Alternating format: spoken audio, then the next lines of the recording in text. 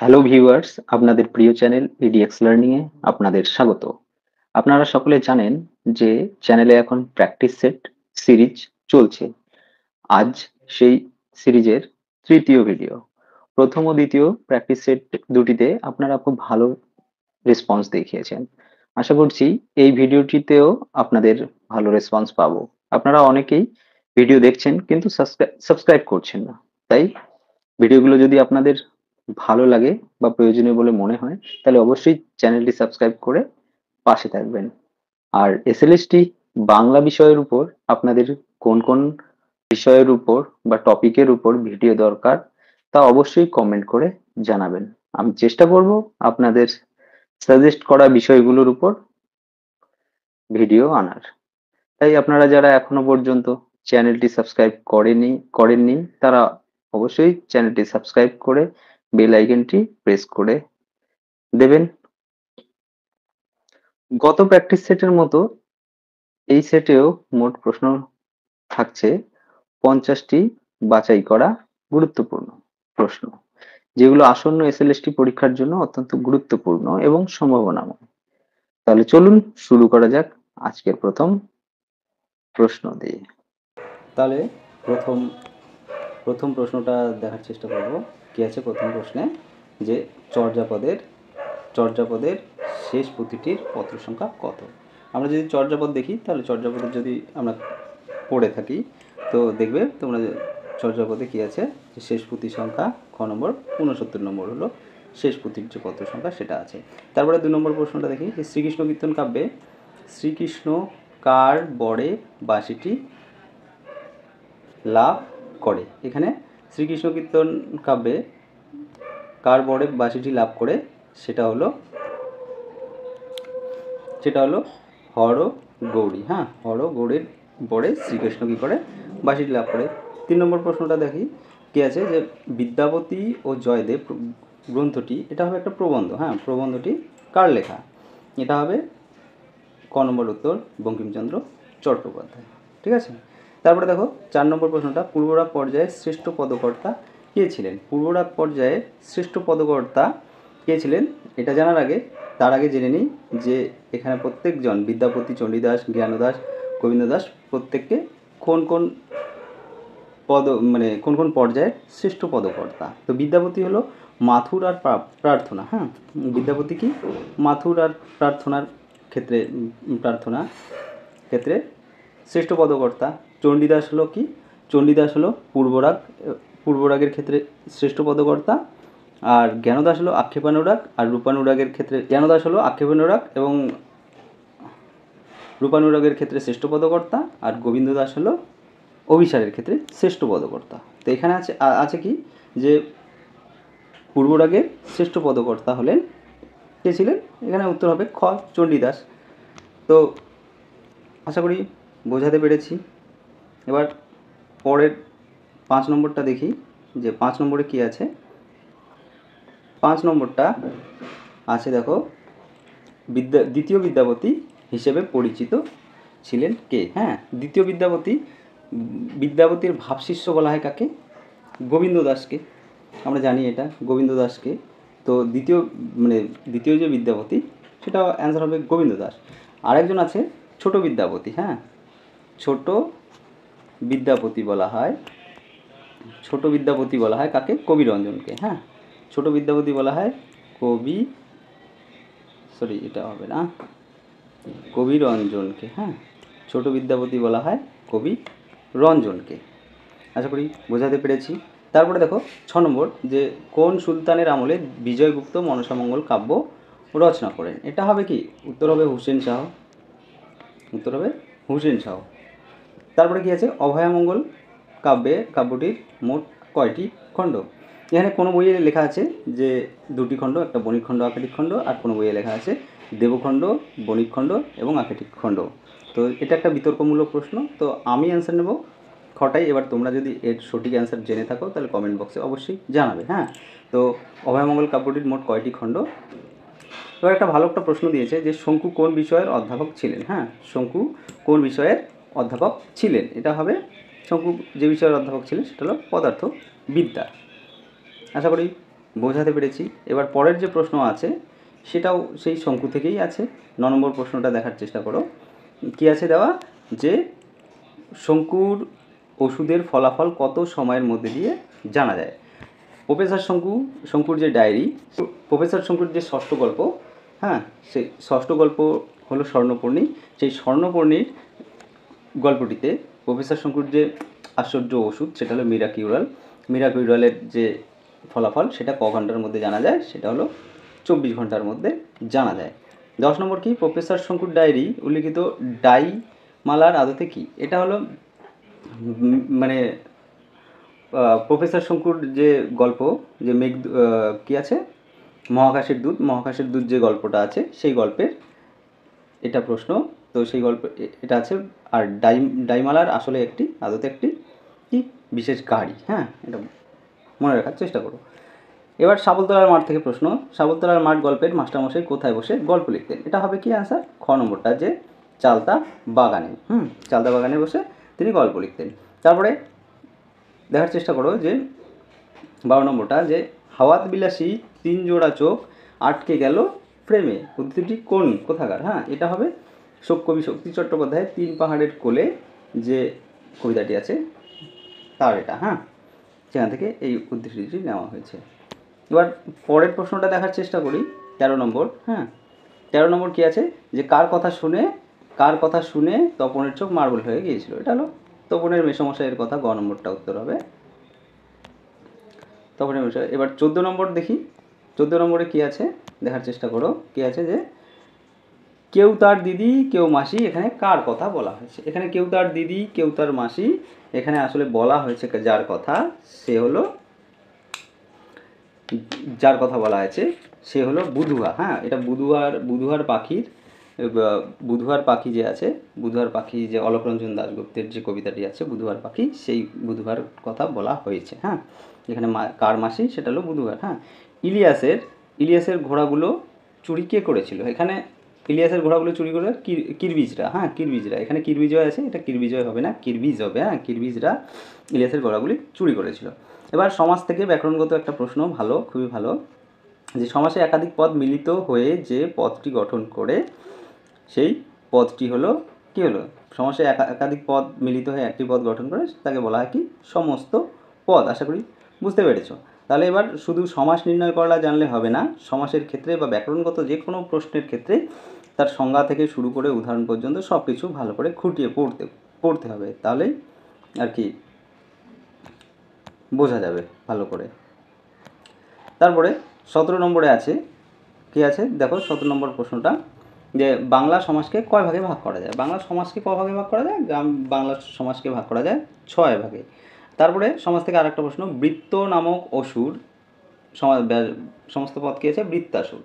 এটা কোন সমাস, এটা হবে মধ্যপদলোপী কর্মধারায় সমাস। হ্যাঁ, খ নম্বরটা। গিন্নি শব্দটি কি শব্দ, গিন্নি দেখো গৃহিণী। হ্যাঁ, গৃহিণী শব্দটি থেকে কি এসছে, গিন্নি শব্দটি এসছে পরিবর্তিত, তাহলে এটা কী হবে, অর্ধতৎসম শব্দ। এবার আছে গ্রামণী শব্দের অর্থ কী। গ্রামণী শব্দের অর্থ গ্রামের নেতা। এবার পরের প্রশ্ন আসি 21 নম্বরে। 21 নম্বর প্রশ্নটা দেখো কি আছে, যে নজরুলের লেখা একটি কাব্যগ্রন্থের নাম লেখো। এখানে নজরুলের লেখা কাব্যগ্রন্থ একটাই আছে, সেটা হলো চিত্তনামা। হ্যাঁ, চিত্তনামা 1925। এটা 1925-এ কী হয়, লেখা হয় চিত্তনামা।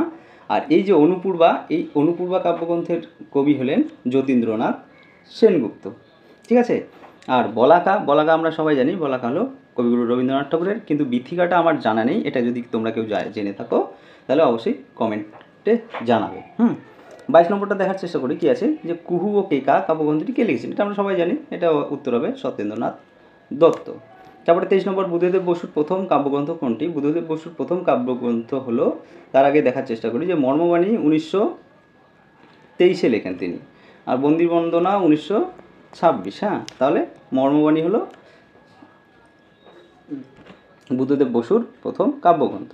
তারপরে দেখি যে 24 নম্বর কী হয়, সুচেতনা কবিতাটি কোন কাব্যগ্রন্থ ভুক্ত। হ্যাঁ, সুচেতনা এটা জীবনানন্দ দাশের একটা কবিতা, সেটা তার কোন কাব্যগ্রন্থে, বনলতা সেন। এই বনলতা সেনের অন্তর্গত সুচেতনা কাব্যটি।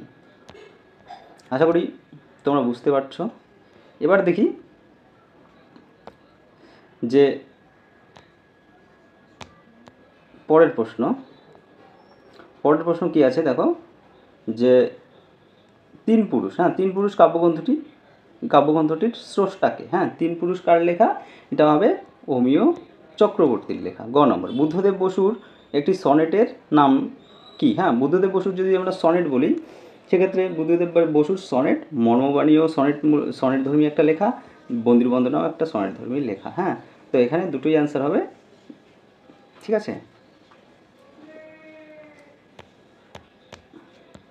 এবার আসি 27 নম্বর প্রশ্নে। হ্যাঁ 27 নম্বর প্রশ্নটা দেখো কি আছে, যে সুভাষ মুখোপাধ্যায়ের রচিত প্রথম কাব্যের নাম কি? হ্যাঁ অনুপূর্বা আমি একটু আগেই বললাম যে এটা যতীন্দ্রনাথ সেনগুপ্তের। বলাকা রবীন্দ্রনাথ বীথিকাটা আমি জানি না, এটা জানলে তোমরা জানাবে। আর তাহলে দাঁড়াচ্ছে যে সুভাষ মুখোপাধ্যায়ের একটি রচিত প্রথম কাব্যগ্রন্থ পদাতিক। আর এর রচনাকাল কি আছে? এর রচনাকাল 1940। হ্যাঁ 1940, আশা করি বুঝতে পেরেছো। তারপরে শক্তি চট্টোপাধ্যায়ের কি আছে, যে শক্তি চট্টোপাধ্যায়ের প্রথম উপন্যাস কোনটি? আমরা শক্তি চট্টোপাধ্যায়কে মূলত কবি হিসেবে জানি, কিন্তু তিনি কয়েকটা প্রায় 10টি উপন্যাসও লিখেছেন। তাহলে তার প্রথম উপন্যাসটি কি? হ্যাঁ এটা হবে কুয়োতলা। তারপরে সন্ধি 29 নম্বর সন্ধি থেকে একটি প্রশ্ন এসছে, কি আছে দেখো, সন্ধি বিচ্ছেদ করো স্বাগত। হ্যাঁ এটা ক নম্বরটা উত্তর হবে সুযোগ আগত, ঠিক আছে। তারপরে মাথার উপর রাজে নীল চন্দ্রাতক, এখানে উপরে একটি কী ধরনের অব্যয়? উপরে এটা হবে পদান্বয়ী অব্যয়। আমরা যদি অব্যয়ের যে শ্রেণীবিভাগগুলো পড়ি সেখানে দেখলেই আমরা এটা পেয়ে যাব, পদান্বয়ী অব্যয়। এবার আসি চর্যা। হ্যাঁ চর্যার অর্থ কী? চর্যা শব্দটির অর্থ আচরণ। চর্যাপদ আমরা জানি, সেখানে চর্যা যদি অর্থ আমরা খুঁজি সেটা পেয়ে যাবো আচরণ। তারপর হরিণের চামড়া, এটাকে এক কথায় প্রকাশ করো, এটা হবে অজিন। হ্যাঁ আর অর্থানুসারে বাক্যের কয়টি প্রকার? বাক্য অর্থানুসারে 6 প্রকার। ধরো পেনটা এক্ষুনি পড়ে যাবে, কোন?